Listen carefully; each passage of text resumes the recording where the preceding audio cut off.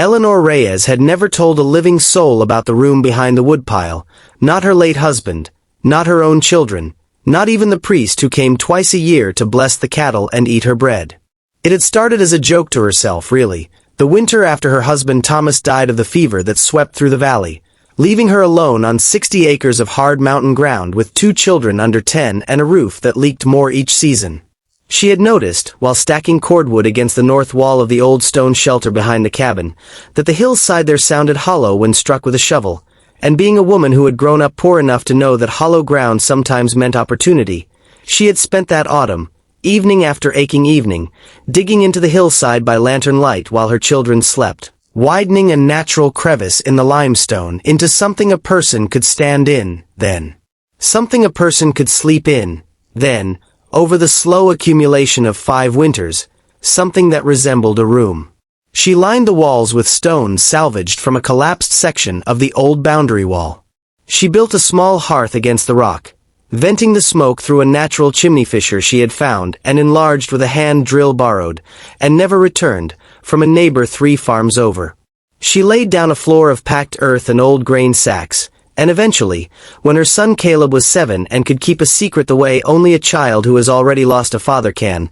she brought in a real bed frame, one she had traded 2 years of preserves for, and stuffed the mattress herself with dried grass and wool from her own sparse flock. She told herself in the beginning that the room was simply practical, a cold cellar with delusions, a place to store the winter's salted meat and the jars of pickled beets that would otherwise crack in a cabin whose walls let in more draft than warmth. But by the 3rd winter she had stopped pretending, even to herself. She was building a shelter. She had grown up in a village 2 valleys over, in a house that had burned to its foundations one January night when she was 9 years old, taking her infant brother and her grandmother with it, because the stove had been improperly banked and the whole structure was timber, dry as kindling, with no second way out. She had watched her own mother claw at a door that had swollen shut in its frame while the smoke thickened around them, and she had promised herself, in the particular silent way that children make promises they do not yet have the words for, that she would never again live in a house with only one way to survive the night.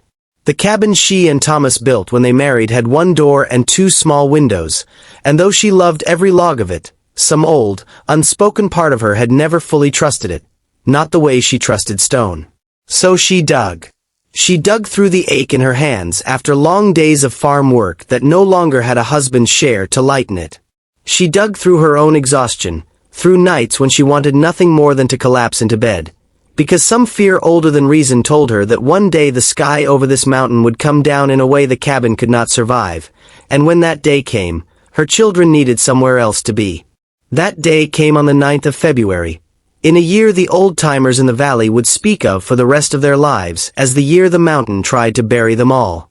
The storm did not arrive as storms usually did in that country, announced by a slow graying of the sky and a wind that built its strength over an afternoon. It came instead almost all at once, a wall of black cloud rolling over the ridge in the space of 2 hours, dropping the temperature so fast that the well water in the yard bucket had a skin of ice on it before Eleanor had finished bringing in the last of the wash. By nightfall the snow was falling in a way she had never seen in 11 years on that mountain, not falling so much as being hurled, horizontal, driven by a wind that screamed through the gaps in the cabins, chinking with a sound like something alive and furious. Caleb, 12 now, tall and serious in the way boys become when they have had to be the man of a house too young, stood at the window with his little sister Josephine pressed against his side, and asked his mother, in a voice trying very hard to be calm, whether the roof would hold. Eleanor did not answer him directly. She had learned, in 5 years of shouldering this mountain alone,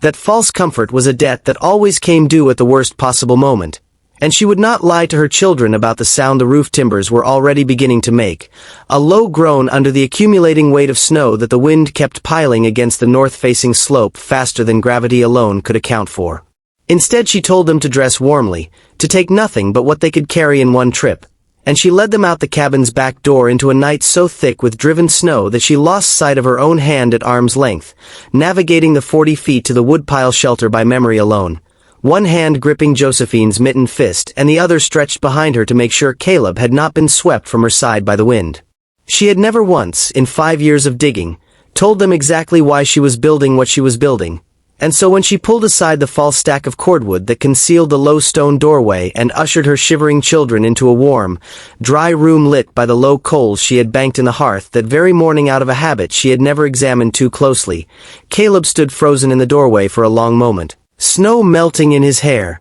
staring at the bed frame and the shelves of preserved food and the stone walls that did not so much as tremble under the wind screaming outside, and asked his mother, in a voice that cracked somewhere between fear and awe, how long this room had existed and why she had never shown them. There was no time, that night, for the long answer, the one about a burning house 2 valleys over, and a door that would not open, and a promise made by a 9-year-old girl in the worst hour of her life. Eleanor simply built up the fire, fed her children the last of the bread she had grabbed on the way out, and held them both against her while the storm did to the cabin what she had spent 5 years quietly, secretly fearing it eventually would. They heard it happen sometime past midnight, a sound not like a groan this time but a single, tremendous crack, followed by a muffled crash that seemed to shake even the stone around them, and Eleanor understood without needing to look that the roof of the cabin, the home Thomas had built with his own 2 hands the summer they were married, had finally surrendered to the weight of the storm. They stayed in the hidden room for 3 days. The blizzard that buried the valley that February would later be measured, by the men who came through afterward with their sleds and their tally sheets, at just under 8 feet of accumulated snow in the drifts along the tree line, the worst storm the region had seen in living memory, one that claimed, in the farms scattered across 3 valleys, 11 lives, mostly among those caught outdoors when the wall of cloud rolled in, or those whose homes had not been built to withstand a weight the sky had never before asked them to bear. The Reyes cabin was among the structures the men found collapsed, its roof driven down into the main room by the sheer tonnage of snow the wind had packed against its north slope, and when the search party, 3 farmers in the valley's 1 doctor, roped together and pushing through drifts up to their chests, finally reached what remained of Eleanor Reyes's homestead on the 12th of February, they found, to a man, no sign of life at all, only a caved roof and a cold, snow-choked yard, and they had already begun, grimly, to discuss where in the frozen ground they might dig graves come spring, when the doctor, a careful man named Whitfield who had delivered both of Eleanor's children and had a habit of noticing what others missed, spotted a thin, steady thread of wood smoke rising from what appeared to be nothing more than an ordinary snowbank behind the collapsed cabin. It took them the better part of an hour to dig down to the concealed doorway, working by hand once they realized what they might be uncovering, careful not to collapse whatever structure was producing that smoke. And when Eleanor finally heard the scrape of a shovel against stone and the muffled shout of men's voices above her, she experienced a relief so total it nearly buckled her knees. 3 days of controlled calm finally allowed to break in the privacy of a room only her children had ever seen her cry in. When the last of the packed snow gave way and daylight, blinding after 3 days of firelight, poured into the little stone chamber, the search party found a mother and 2 children, cold but alive, well fed on preserved meat and dried fruit, sitting in a room whose existence not one of them, not even Eleanor's closest neighbors of 11 years, had ever suspected. The story of the Reyes shelter spread through the valley faster than the spring thaw that followed it. Whitfield, in particular, could not stop retelling it, the way he had stood in that little stone room, snow still crusted in his beard, and looked at the woman he had assumed for years to be simply a hard-working widow scraping by, and understood all at once that he had never truly known her at all, that beneath the quiet, unremarkable exterior of a mountain farmer had lived a woman who had spent 5 secret winters preparing alone for a catastrophe no one else believed would come, driven by a grief and a fear she had never once spoken of to anyone in 11 years of living among them. When he asked her, gently, once the children were warm and fed and sleeping under the doctor's own roof, why she had never told anyone, not even him, about the room, Eleanor considered the question for a long moment before answering that she had not built it for anyone to know about. She had built it because she had once been a child standing outside a burning house,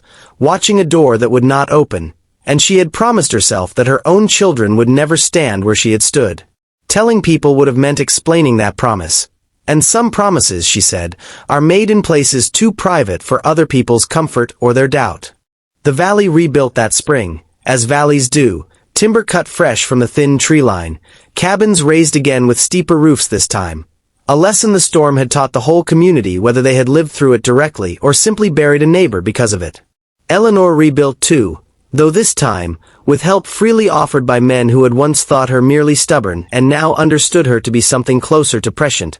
Her new cabin was built with a proper second door. A root cellar reinforced with stone, and, though she never said as much aloud, a design that owed more than a little to 5 years of quiet lessons learned in a hidden room behind a woodpile. Caleb, who had stood in that doorway on the worst night of his young life and asked his mother why she had never shown them, grew into a man who built his own house on that same mountain years later with 2 doors and a stone-lined cellar deep enough to shelter a family through anything the sky might one day decide to send down, a habit the valley folk came to call, half in jest and half in genuine respect, building the Reyes way. And Eleanor herself, in the long years that followed, never again needed to dig a room in secret, because she had learned, in the space of one terrible storm and the rescue that followed it, that the promise she had carried alone since childhood did not need to stay a secret to remain hers, that the people who found her in that hidden room had not thought her strange or excessive for having built it, only grateful, in the plainest and most human way, that on the one night it mattered most she